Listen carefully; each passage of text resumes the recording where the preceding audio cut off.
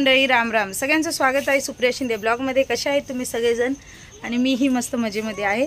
तर आम्ही आता चाललो आहोत सिद्धेश्वर शिखर शिंगणापूर नाही तर सोलापूरचं ग्रामदेवत आहे सिद्धेश्वर मंदिर, तर तिथं जात आहोत.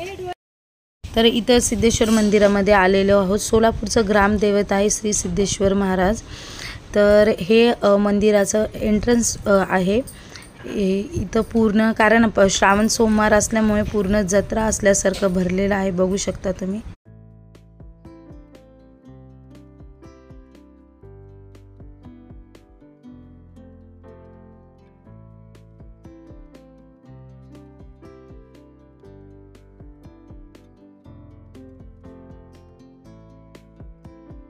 आणि आता हे एंट्रन्स आहे मंदिराचं. मंदिर मध्यभागी आहे आणि मंदिराच्या चारही बाजूनं पूर्ण सिद्धेश्वर तलाव म्हणतात. तिथे पूर्ण चारही बाजूला सिद्धेश्वर तलाव आहे.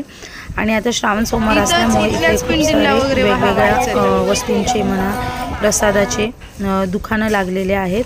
आणि मंदिरात जाण्याच्या पूर्वी पाय धुवून जाण्याची व्यवस्था आहे. इथं तुम्ही बघू शकता अगदी छानपैकी असं पाईपातून पाणी येतं आणि पाय धुवून आतमध्ये प्रवेश करू शकतो.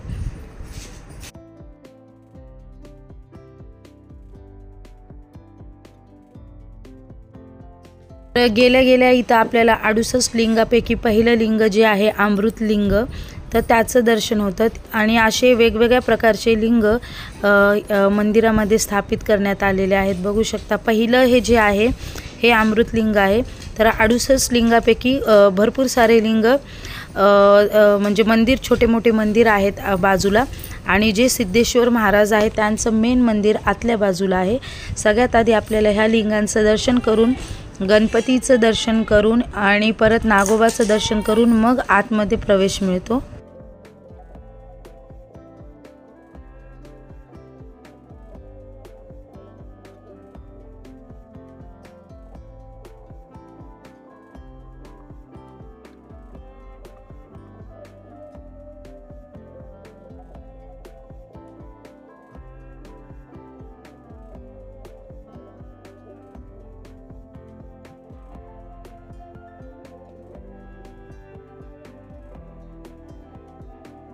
तर आता हे डायरेक्ट जे आहे हे मंदिराची मेन एंट्रन्स आहे, मेन प्रवेशद्वार आहे.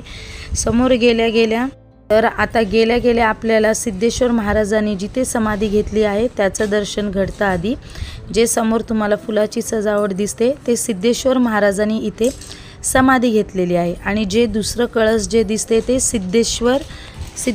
सिद्धेश्वरनाथाचं मंदिर आहे. तर अशा प्रकारे पहिल्यांदा आपल्याला सिद्धेश्वर महाराजाच्या समाधीचं दर्शन घ्यावं लागतं, बघू शकता तुम्ही. खूप छान प्रकारे दर श्रावण महिन्यामध्ये इथे फुलाची सजावट केली जातात आणि मोठमोठ्या रांगोळ्या काढल्या जातात. त्याचप्रमाणे जानेवारी महिन्यात जेव्हा मकर संक्रांत येते त्यावेळेस इथं काट्यांचा सोहळासुद्धा होतो. तर हे सिद्धेश्वर महाराजाची मेन समाधी आहे. इथं महाराजांनी समाधी घेतली होती.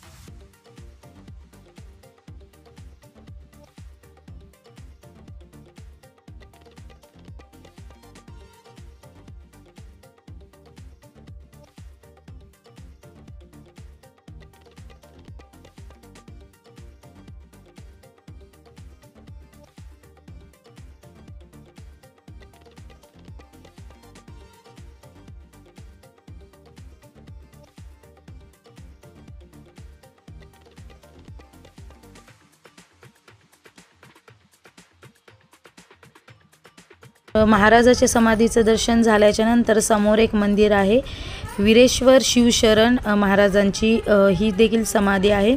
आणि समोर जे दिसतं ते अन्नछत्र आहे, जे भाविक भक्त परगावून येतात त्यांच्यासाठी इथं जेवणाची व्यवस्था होते। रोज जेवण असतं 12च्या नंतर इथे। तर ही वीरेश्वर शिवशरण महाराजाची समाधी आहे। सिद्धेश्वर महाराजाच्या समाधीचं दर्शन घेतलं की लागलीच समोर आपल्याला ही पण समाधी मंदिर पाहायला मिळतं। त्यानंतरनं समोर आल्याच्या नंतरनं हे छान असं भोलेनाथाचा इथे छान असं एक स्टॅच्यू म्हणजे एक मूर्ती ठेवलेली आहे। त्यानंतर विठू माऊलीचं दर्शन होतं आणि त्यानंतर ह्या साईडला पण पूर्ण ज्योतिर्लिंग म्हणता येईल, 68 लिंगापैकी असे स्थापित आहेत। नारळ फोडण्याची व्यवस्था आहे आणि चारही बाजूला तलाव पाहू शकता, चारही बाजूला तलाव आहे आणि त्यानंतरनं मध्यभागी सिद्धेश्वर महाराजांचं मंदिर आहे। तर हा मंदिराच्या परिसरात पूर्ण परिसर आहे आणि हे जे आहे हे मेन मंदिर आहे। तर इथं सिद्धेश्वर महाराजांचं मंदिर आहे।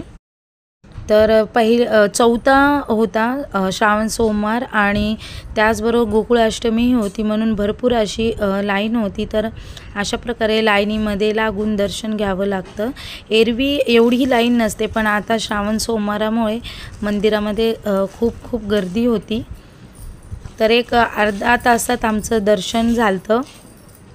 तर बघू शकता आणि सुंदर अशी जवस काळे तीळ किंवा जे शिवमूठ आहेत त्या शिवमुठांपासून छानपैकी अशी रांगोळी काढली होती आणि हे मेन मंदिराचा गाभारा आहे। तर आणि हे त्याने डिजिटल लावले होते आणि इकडं काय म्हणतात ते मुखदर्शन करण्याची सोय होती, जे आतमध्ये लाईनीत लागू शकत नाही तर त्यांना असं डिजिटलवर ही काय म्हणतात ते पाहता येत होतं। आणि ह्या सगळ्या लेडीज हे पारायण वगैरे करत होत्या तिथं सिद्धेश्वर महाराजांचं। आणि हे आहे मेन सिद्धेश्वर महाराजांचं मंदिर, हा आहे महाराजांचा पूर्ण गाभारा। तर बघू शकता अतिशय सुंदर असं कोरीव आणि चांदीच्या ह्याच्यामध्ये तयार केलेला आहे महाराजांचा पूर्ण आवार, तिथला जो गाभारा आहे तो। आणि त्यानंतरनं इथे आपण थोड्या वेळ बसू शकतो, चारी बाजूला मस्त पाणी आहे।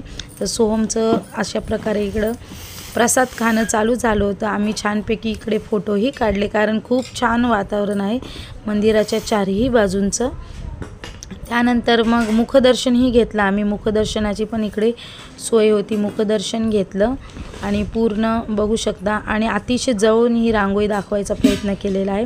शिवमूठ जे असतात त्या शिवमुठापासून जवस म्हणा किंवा इतर शिवमूठ असतात तर त्यापासून ह्या रांगोळ्या बनवल्या होत्या आणि इकडं नावकाठीचीही व्यवस्था केली होती, म्हणजे आपण बसू शकतो। आणि हे आहे मंदिराचं शिखर, जे मेन शिखर आहे, जे कळस आहे मंदिराचं, तर हा मेन कळस होता। तर अशा प्रकारे आमचं दर्शन व्यवस्थित झालं होतं।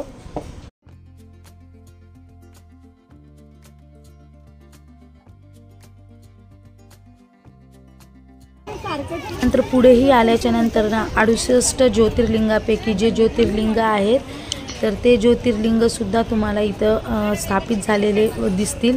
तर मंदिराचं दर्शन झाल्याच्या नंतर परत बाहेर जाण्याच्या मार्गालाही अशी ज्योतिर्लिंग आहेत, तर त्याचं दर्शन करत तुम्ही बाहेर जाऊ शकतात। प्रत्येक ज्योतिर्लिंगाचं वेगळं मंदिर इथं स्थापित केलेलं दिसू शकतं तुम्हाला। तर मंदिरात जाण्याच्या आधीसुद्धा, प्रवेश करण्याच्या आधीही ज्योतिर्लिंगाचं दर्शन होतं आणि मंदिराच्या बाहेर जातानाही ज्योतिर्लिंगाचं दर्शन होतं। रोज संध्याकाळी आणि सकाळी अशा 2 टाइम इथं आरत्यासुद्धा होतात मंदिरामध्ये। आणि बघू शकता पाणी किती आलेलं आहे आणि छानपैकी झाडं नारळाची वगैरे, खूप छान निसर्गरम्य वातावरण आहे। तर आता हे जे आहे हे बाहेर जायचा रस्ता आहे, म्हणजे मंदिराच्या बाहेर जाण्याचा रस्ता आहे। आणि हे जे सोहम करत होता ते माहीत नाही, पण हे खूप जण करतात। असं म्हणतात की कढीवर कढी बसली तर जी आपण मनात ती इच्छा मागतो तर ती इच्छा पूर्ण होते। तर सोहम इकडं कढीवर कढी लावत होता आणि नंतर मी पण ट्राय केलं, मग कढीवर कढी लावायचं। असं बाहेर जाण्याच्याच रस्त्याला ह्या कड्या आहेत, ज्या आपण जिथून बाहेर जातो अगदी बाहेरच्या गेटपर्यंत अशा कड्या आहेत। नंतर आईनंही ट्राय केलं।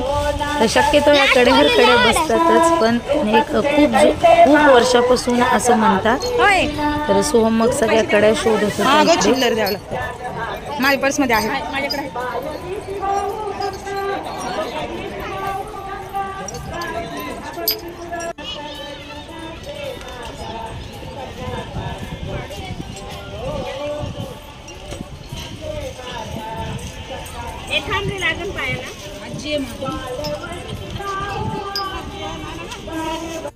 नंतर मंदिराच्या बाहेर आल्याच्या नंतर ना लहान मुलांसाठी असं खेळण्यासाठी भरपूर काय होतं. तर सोहम पण मग मस्त मजा करत होता हे नेटच्या ह्याच्यात बसलेला. आणि इकडं छानपैकी असे मातीपासून फळं काय म्हणतात फळभाज्या असा एक स्टॉल लागला होता. तर मला अतिशय छान वाटल्यामुळे मी त्याचाही व्हिडिओ इकडे घेतला. बघू शकता अगदी खरेखुरेच फळं वगैरे वाटत होते. तर मातीचे होते ते पूर्णपणे. आणि त्यानंतर मग सोहमला मोमोज खाऊन आम्ही घरी आलो.